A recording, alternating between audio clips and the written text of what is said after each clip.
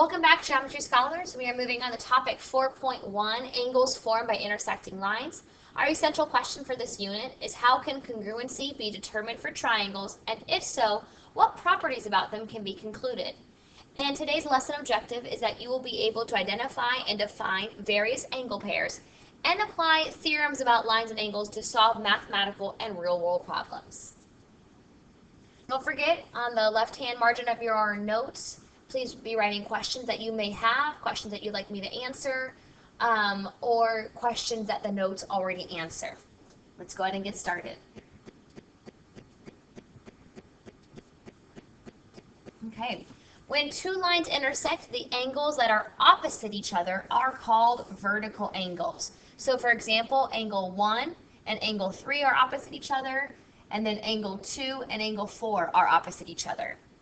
If two angles are vertical angles, then those angles are congruent. So angle 1 and angle 3 are congruent, and then angle 2 and angle 4 are congruent because they are opposite each other.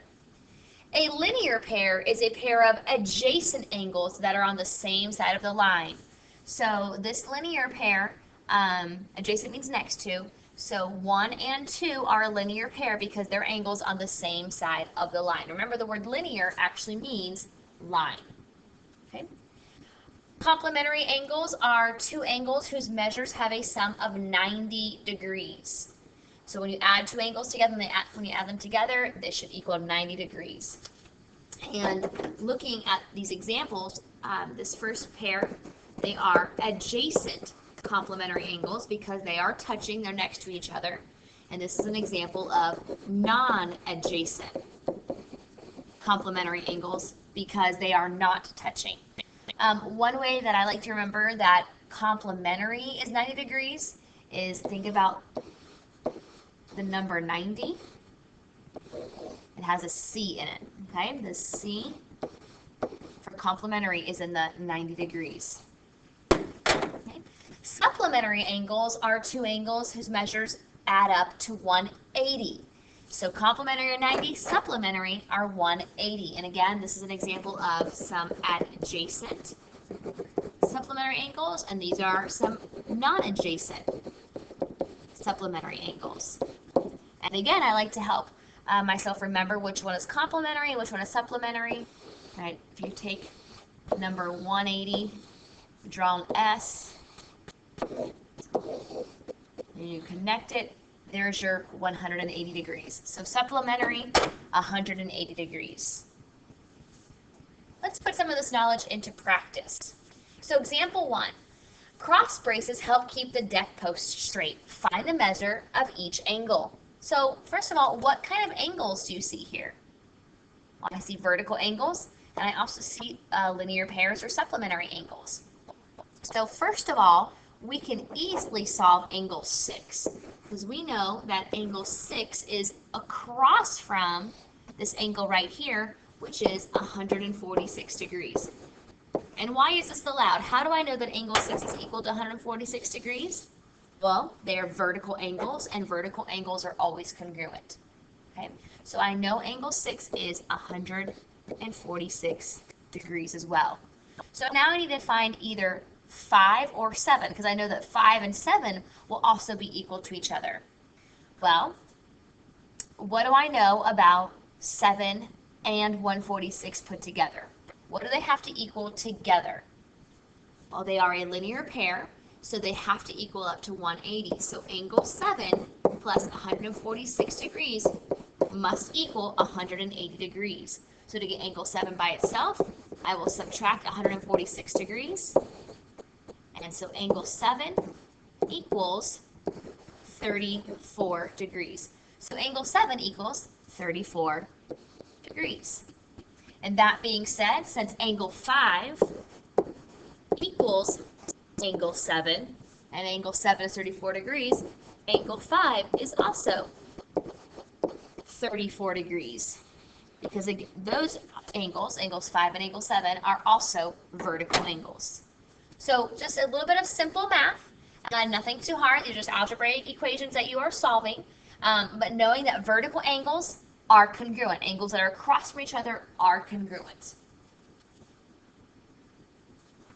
Example 2. The measures of two vertical angles are 58 degrees and 3x plus 4. Find the value of x. Again, it says two vertical angles. What do we know about two vertical angles? They are congruent. That means that the 58 degrees has to equal the 3x plus 4. So 58 equals 3x plus 4. So what do I need to solve for? It asks me to solve for the value of x. So we need to get x by itself. What is our first step going to be? Subtract 4 from both sides. And we get 54 equals 3x. Now, how to get x by itself? Divide by 3. Divide by 3. X equals 18. How could you check this problem to see if you solve for x correctly? Well, you could plug x right in here and see if it works out. 3 times 18 plus 4. And what should it equal? Well, it should equal 58 degrees since they are vertical angles. 3 times 18, 54, plus 4 equals 58. And what is 54 plus 4? It is, indeed, 58. So 58 does equal 58, so our problem checks out. We are working it out correctly. Example 3. Use the diagram to find the missing angle measures. And so I can see here that I have 1, 2, 3, 4 angles that I'm looking for, okay? And because they all share a common vertex, I cannot call these angles angle F. I have to call them by their 3-point name, okay? So I will be naming all of these angles by their 3-point name. So first of all, I see one that's super easy. Hopefully you guys notice this very first one that is obvious, and that would be angle CFD. And if you didn't notice it, take a moment to look at it. How much do you think angle CFD is? What's the measurement of that? 90 degrees. And how did I know that? Well, it has the right angle symbol. So I know that CFD is 90 degrees. Okay? Well, what else do I know? Okay. I also know that this angle, and this angle have to add up to what? They have to add up to 180 because they are on the same side of the line. So all those angles have to add up to 180. So I have angle AFB plus angle BFC plus angle CFD, and they have to equal 180. So I don't have angle AFB, that's the one I'm keeping by itself, but I do have BFC, that's 50 degrees, and I do have CFD, which is 90 degrees, which equals 180 degrees. The combined like terms, angle AFB plus 140 equals 180 degrees. We're going to get angle AFB by itself, so subtract 140 from both sides, and angle AFB equals 40 degrees. So I can write this in. I now have solved 2 of them.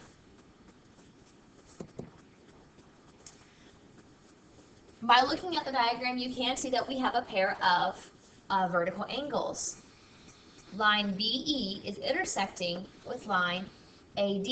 So if this angle, if BFA, or I wrote it as AFB, is 40 degrees, then DFE is also 40 degrees. So that one requires no math. So we have CFD is 90 degrees, AFB is 40 degrees, and we also have that angle DFE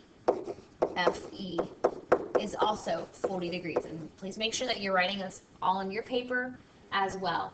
So our last angle measurement that we have to find is angle AFE. And erase what we already have on this paper. And I'm looking for this angle measurement right here. And this was caused by line AD intersecting with line BE. So I have this angle and it's vertical to cross. It's vertical to this angle. So if this was 50 and this was 90, and I add them together, I get 140, which is what this angle has to be. And again, I know that because at the beginning of the lesson, we talked about vertical angles are congruent. So this angle has to be congruent to this angle, which I found by adding 50 and 90 together. So angle AFE equals 140 degrees. And I found that by adding the 90 and the 50 together. Okay? So again, this is just basic algebra, but knowing that vertical angles are congruent, by just knowing one or two measurements, you can find a lot of measurements within our diagrams. So 90 degrees, 140 degrees, 40 degrees, and 40 degrees. So your image should look like this, and you should have these measurements that I have these blue dots next to on your paper as well.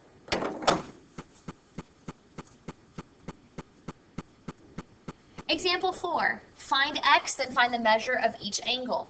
So I have a line right here, and I have a line intersecting AD, so CB is intersecting AD, and I have two angles, one on each side of CB. What do those two angles together equal? Because I don't know what they are individually, but I do know what they have to equal. And they have to add up to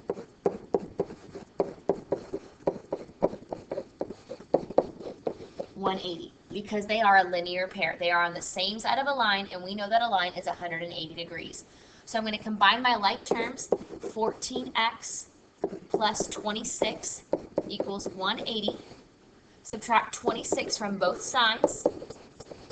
14x equals 154.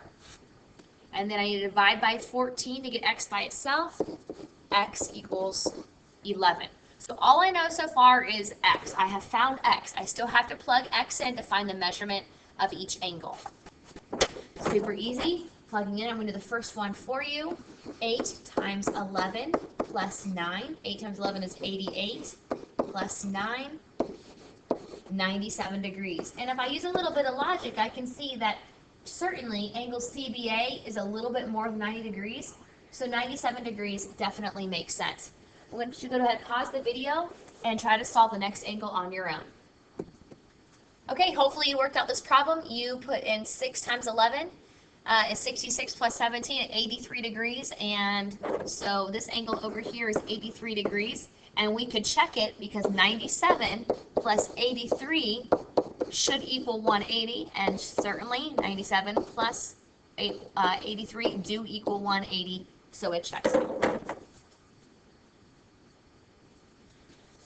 Okay, example 5, the measure of an angle is 8 times the measure of its complement. Find the measure of each angle.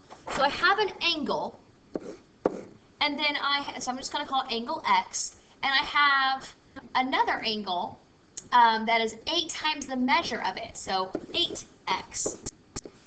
Okay, and it says it's 8 times the measure of its complement, and so complement, how much are complementary angles worth? They're worth 90 degrees. So 8 plus 8x have to add up to 90 degrees. So 8 plus 8x is 9x, and x is worth 10. So angle 1 is 10 degrees. So this was angle 1, and then angle 2 was 8 times the measure of the complement, of its complement. So it's 8 times the measure of its buddy. So the measure of an angle, of this angle right here, is 8 times the measure of its complement. So here's the complement, and angle 2 is 8 times the measure of the complement. So plug in 8. Sorry about that.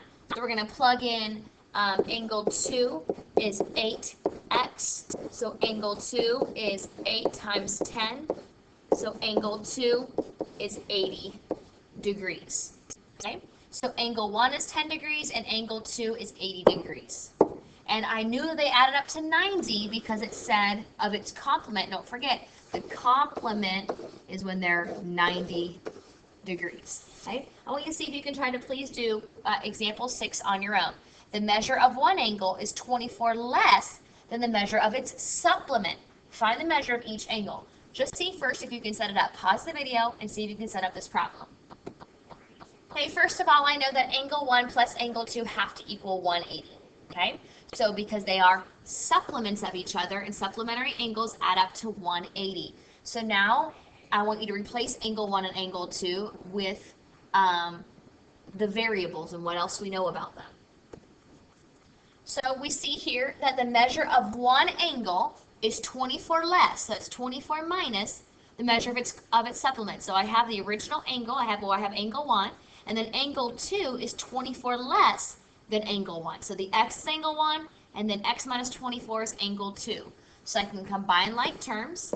2x minus, not less, 2x minus 24 equals 180.